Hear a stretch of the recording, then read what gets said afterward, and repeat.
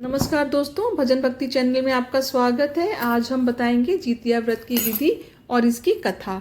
जितिया व्रत माताएं अपनी संतान की दीर्घायु के लिए रखती हैं। यह एक निर्जला व्रत है जो कि अश्विन मास के कृष्ण पक्ष की अष्टमी को रखा जाता है। मान्यता है कि इस व्रत को पूरी श्रद्धा से करने और जितिया व्रत की कथा को पढ़ने और सुनने वाली महिलाओं के बच्चे खुशहाल होते हैं और इनकी आयु भी लंबी होती है।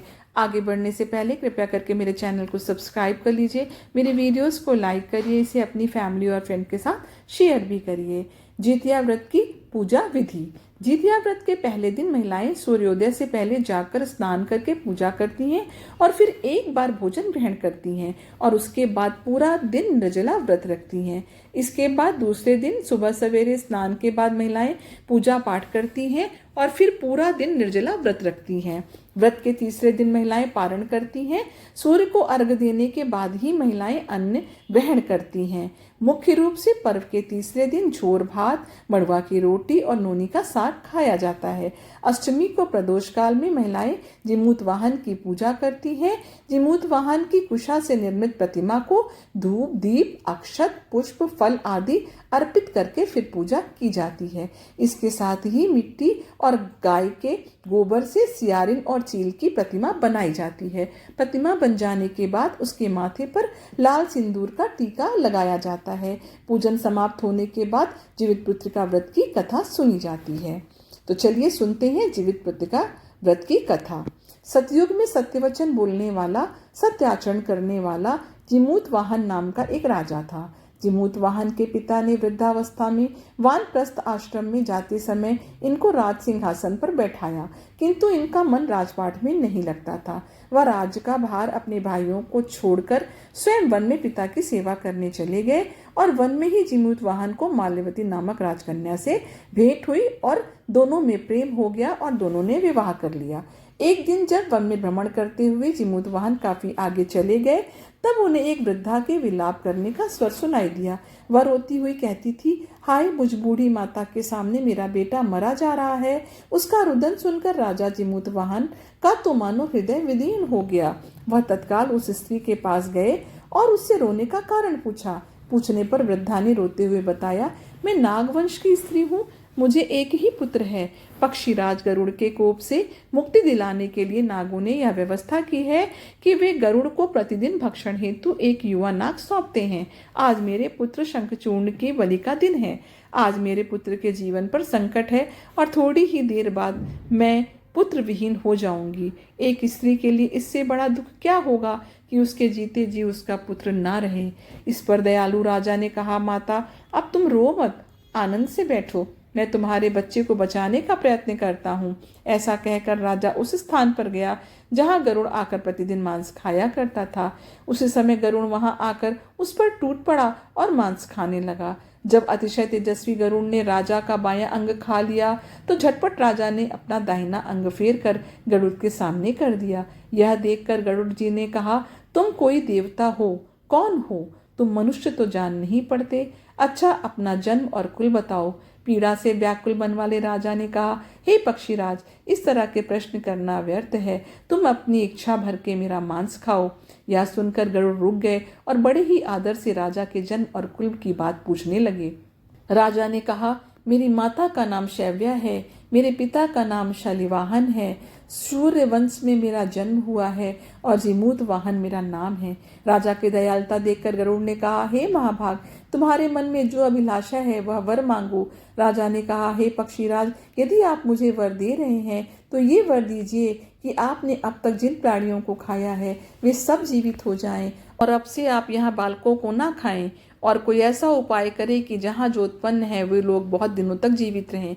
पक्षीराज गरुड़ राजा को वरदान देकर स्वयं अमृत लाने के लिए नागलोक चले गए।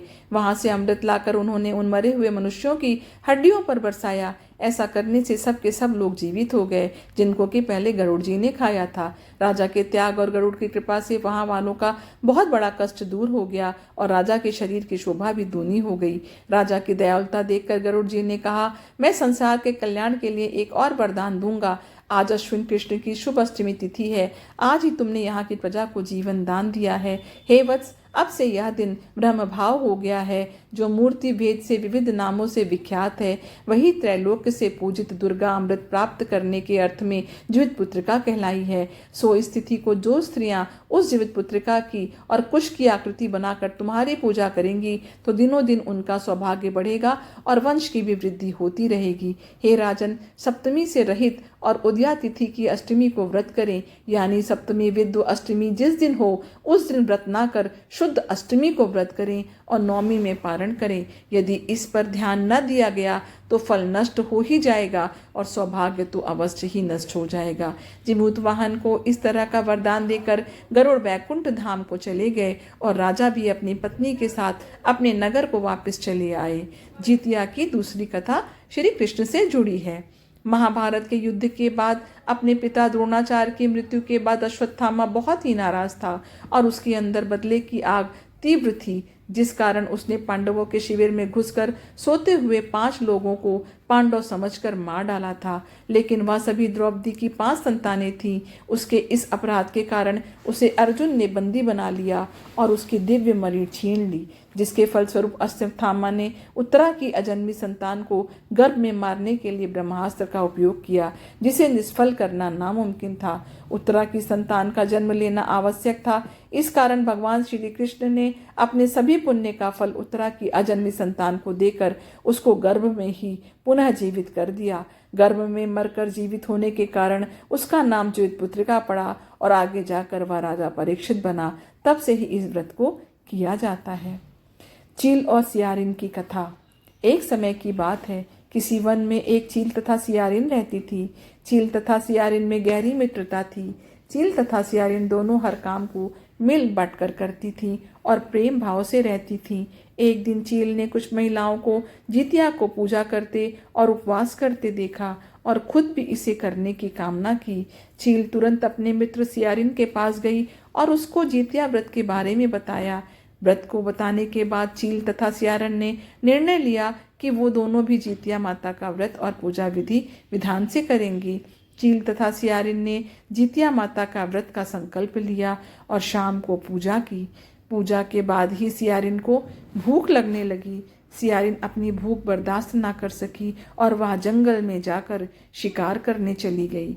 सियारिन जब मांस को खा रही थी, तब चील ने उसे देख लिया और व्रत तोड़ने के लिए सियारिन को बहुत डांटा। लेकिन चील ने अपना व्रत नहीं तोड़ा और सच्चे मन से जितिया व्रत को पूर्ण किया।